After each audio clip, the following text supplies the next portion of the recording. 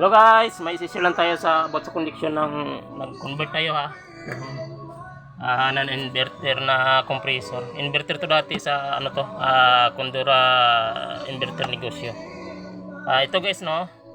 I-share ko lang to guys kay may nagawa kasi ako dito, hindi nila alam ang connection. Naglagay lang sila ng diretso na dalawang neutral at line doon sa overload at relay. Ito guys oh, ang black, buksan nyo dito. Ang black na yan guys, iputulin nyo na. Tapos ang red, ito yung red eh, yan ang red. Dito sa may sakit dito sa inverter eh, putulin nyo rin red. Yan lang gawin nyo guys, putulin yung black, putulin yung red. Ang red at black, yan pagduktungin mo. Ang white na to, diretso na sa ano, relay.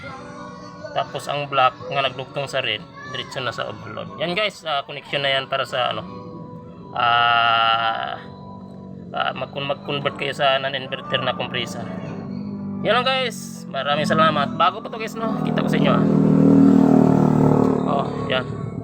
Kumikintab-kintab pa to sa loob yan. Talagang bago pa talaga. Yan. Salamat guys.